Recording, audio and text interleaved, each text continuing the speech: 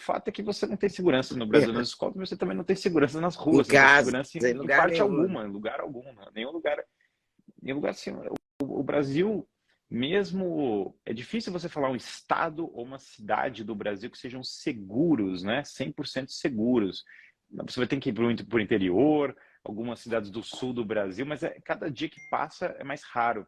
E mesmo os bairros considerados seguros não são seguros. Então, é difícil falar num país em que não tem a defesa pessoal não é valorizada, em que o policiamento não é efetivo. É claro que as crianças estão sujeitas à ameaça de pessoas. Então, e não é só isso, né? Quer dizer, as crianças, coitadas do país, elas sofrem hoje com uma educação péssima, baixíssima qualidade, que é absolutamente ideológica e que não ensina as coisas mais básicas. Tem gente que fala que a educação no Brasil é técnica, mas ela é voltada para o mercado profissional. Mas imagina, que criança que sai de uma escola sabendo abrir uma empresa, sabendo programar, ou seja, as coisas efetivas do mercado também não tem formação clássica.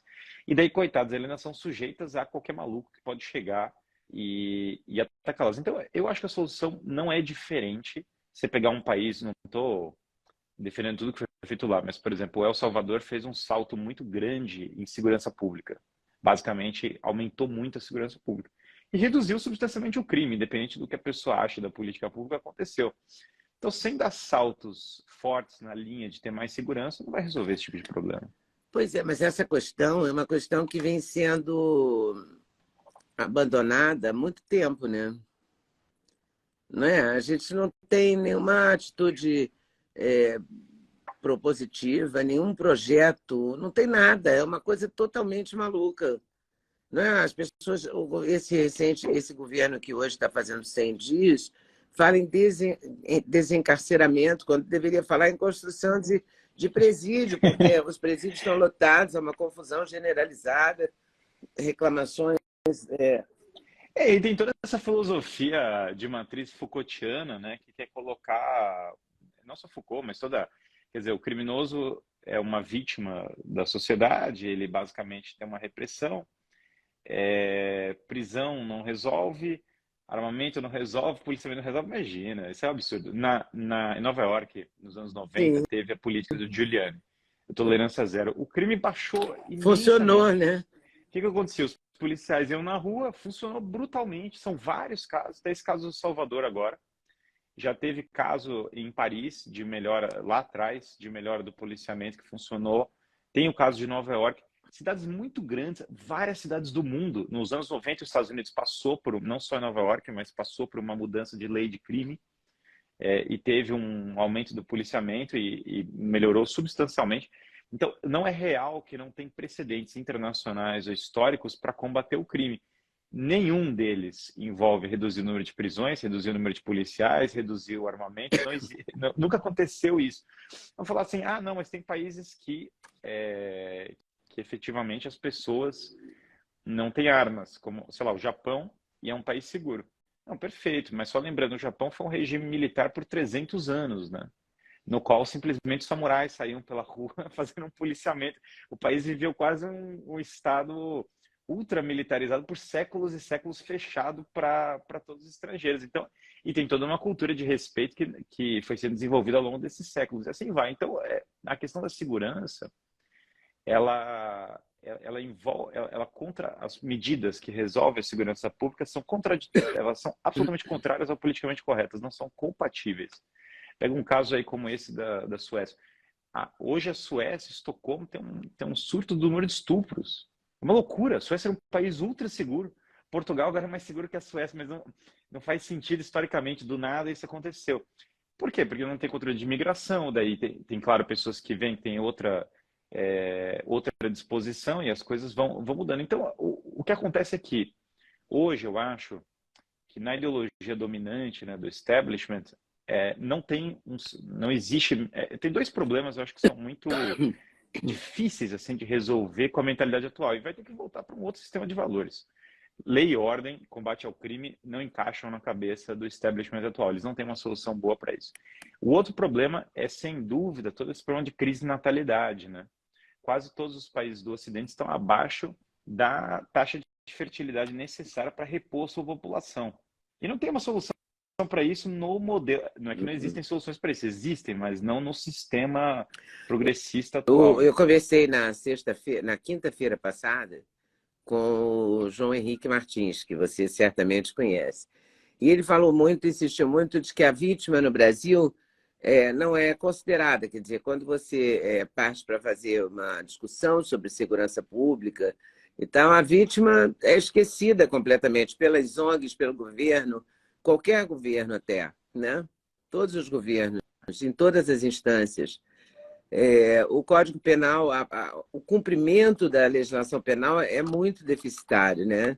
Essa saidinha, você vê que o Derrite conseguiu aprovar, então o deputado Derrite, hoje secretário de São Paulo, conseguiu aprovar a lei contra as saidinhas, mas já ficou no Senado, não passou. Passou pela Câmara, mas não saiu. Saidinha? É que isso é tudo uma loucura. É porque essas coisas são absolutamente inexplicáveis, loucura, assim, né? Essa discussão Essas loucura, saidinhas, né? Não, ela é inexplicável. não sei quantas saidinhas por ano. Não, qual é a chance do cara não... Qual é a chance do cara não ir embora, né? É surreal quando o cara não vai embora. Para mim, o mais surpreendente da saidinha é quando o preso não foge, porque quando o preso foge não tem surpresa alguma, é uma besteira. Eu acho que o que acontece é o seguinte, tentaram discutir isso e sempre se tenta falar assim, não, tem um cara assim, e as pessoas querem, claro, por uma curiosidade meio mórbida, elas querem entrar nas motivações psicológicas do cara que comete os crimes.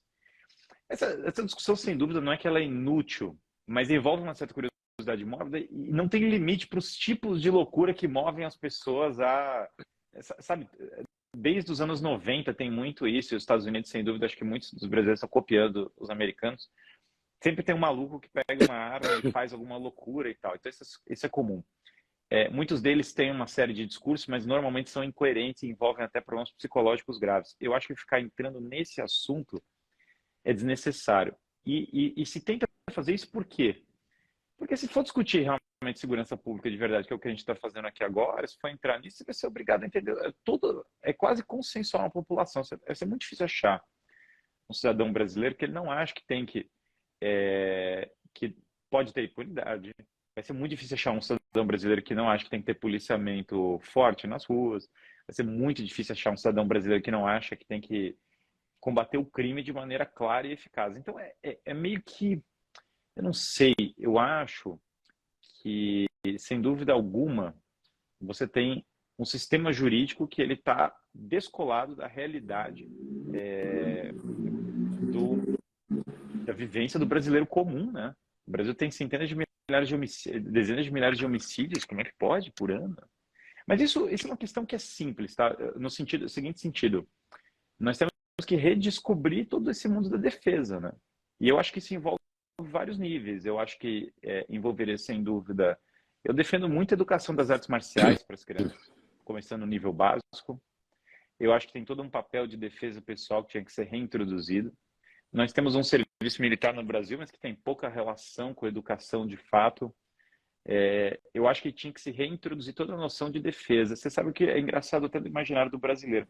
Os dois filmes brasileiros que mais assim saltam a cabeça das pessoas são Cidade de Deus e Tropa de Elite. É sempre assim, são os filmes que ficaram cravados no imaginário popular. Obviamente, os dois lidam exatamente com o tema da segurança pública. E mesmo mesmo Cidade de Deus não tendo o exemplo do combate ao crime, o efeito Tropa de Elite é muito engraçado, porque muita gente falou, fizemos o filme para criticar a polícia, perfeito. Mas é que nenhum brasileiro comum foi lá e teve essa percepção. Todos os brasileiros entraram e começaram a torcer para a polícia. Então, isso diz algo sobre o estado que a gente está.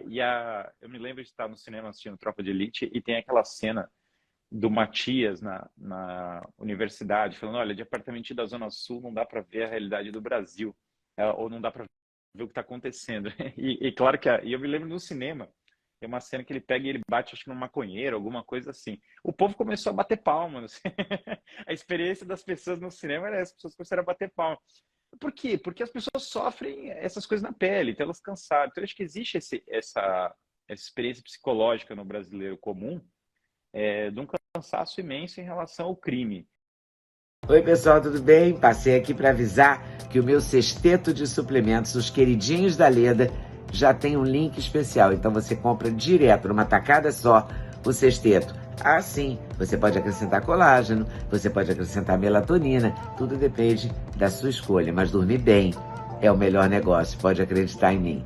Vale conferir com certeza.